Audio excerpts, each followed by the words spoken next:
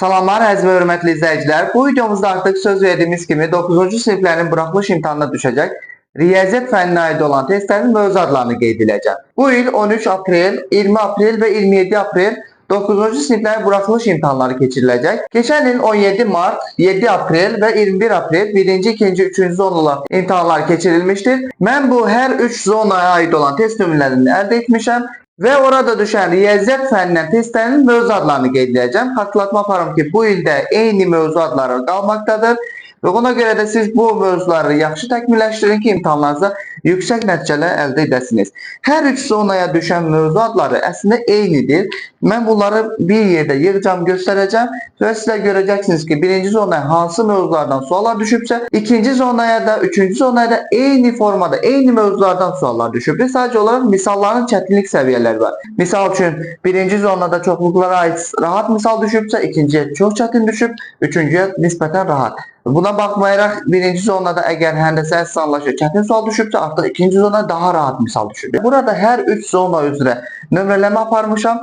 Bu birinci zonaya düşən imtahan testinin mövzu adlarıdır. Bir daha qeyd etmək istəyirəm. Həndəsə əsasanlaşır, çox həddi, üçbucaq, köklər, kəsirlər, natural ədədlər, bir məchul tənliklər, viyer teoremi, kvadrat tənlik, diskriminant, məsələ həlli, düz və tərs mütənasibliyə aiddir. Rasional kəsirlər, çevrə, faiz, əbob-əkob, çoxluqlar, kub, paralelipiped, üçbucağa aid yine bir misal, kəsirlərə aid bir misal, ədəd metoduna aid bir misalımızdır. Açıq tipli misallarımıza 79 nömrəli misalda bir hədli, 80-da ehtimal, 81-də bərabərsizlik, 82-də tənliklər sistemi qurmaqla məsələ həlli idi, 83-də yenə də məsələ həlli idi, 84-də bir dördbucaqlı verilmişdir, perimetrə aid bir sualdır və 85-də yenə də fiqurların sahəsinə aiddir. Xüsusi olaraq qeyd etmək istəyirəm, açıq suallar adətən bir neçə mövzunun qarışığından ibarət olur. Artıq bu ikinci zonanın da mövzu adlarını qeyd elədim. İstəyirəm ki, bir daha ümumi şəkildə təkrar edeyim. İkinci zonda 7 apreldə düşən testlərin mövzu adları. 61 nömrəli misalımız çoxluqlar. Daha sonra koordinatlar metodu. Yenə də koordinatlar metoduna bir misalımız var. Bir məchullu tənliklər, həndəsə sanlaşları, kəsr rasional ifadələr, modul misallarıdır. Faiz, məsələ həlli, növbəti yenə məsələ həllidir. 71 üçbucaqlara aid misaldır. 72 yenə məsələ həllidir. Bu məsələlər qeyd edilən tənliklər sisteminə aiddir. Kəsrlərin sonuna gələn məsələ həlli, faizin sonuna gələn məsələ həlli, bir məchul tənliklərdə gələn məsələ həllərinə aid misallardır. Çox hədli. Sonra katil məsələsi var. Daha sonra natural ədədlərdə öyrənilən əboblar, əkoblar. 76 çevrəyə aid misaldır. 77 funksiya. 78 kəsrlərin sonunda gələn məsələ həllərinə aid bir misalımızdır.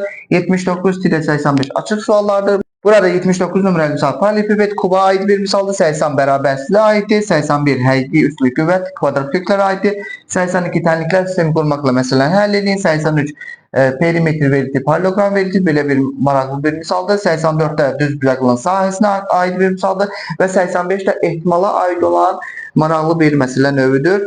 Bu da ikinci zonaya düşən mövzu adlarıdır. İndi isə artıq sonuncu olaraq ümumi şəkildə istəyirəm ki, 3-cü zona 21 aprel 2024-cü ildə düşən mövzu adlarını da bir daha qeyd edeyim. 61 nömrəli misalımız bir məchullu tənliklərə aiddir. 62 nömrəli misalımız üçbucaqlar, 63 natural ədədlər, 64 katil məsələsidir, 65 kök. Daha sonra ədəd oxu üzərində tam ədəd arasında yerləşir belə bir sadə sual idi. Növbəti çox ədədlərə aid tam cəbr ifadələrdə öyrənilən bir misal həlli idi. Düz və tərs mütənasibliyə aid məsələ həlli idi. Üçbucaqlar, hərəkət oxşarlıq, yenə də məsələ həllinə aid bir misalımız vardı. Bu artıq natural ədədlərdə olan məsələ həllinə aid idi. 72 nömrəli misalımız bərabərsizliklər, üslü qüvvətlər, ehtimal, çevrə, çox hədli, funksiya və parallelogram. Daha sonra 79 nömrəli misalımız çox hədli, 80 nömrəlimiz natural ədədlərə aid sadə misaldır deyə qeyd elədim. Ondan sonra davam edir. 81 nömrəli misalımız kub paralelipiped aiddir. 82 tənliklər sistemi qurmaqla məsələlərini həll edildi. 83 nömrəli misalımız üçbucaqlara aiddir. 84 məsələ həllinə aiddir yenə də.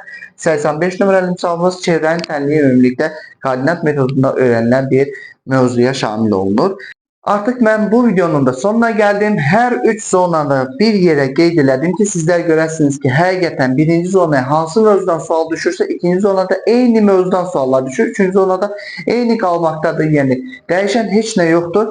Sadəcə olaraq misal səviyyələri hər hansı bir zona düşən, misal üçün burada qeyd elədim, çevrəyə aid, ikinci zonaya çevrəyə aid rahat düşübdür, amma üçüncü zonaya çox çətin düşübdür. Bunların əksinə hansısa bir mövzudan birinci zonaya çətin düşübsə, ikinci, üçüncü zonaya rahat düşə bilər və ya tərsinə daha da çətinlər düşə bilər. Ümumi formada mövzular bunlardan ibarətdir. Beləliklə artıq videonu yekunlaşdırmaq istəyirəm. Bizə dəstək olmaq üçün kanalımıza abunə olmağı, videolarımızı bəyənməyi, şərhlər yazmağı unutmayın. Növbəti videolarda görüşmək diləyilə. Sağ olun, salamat qalın.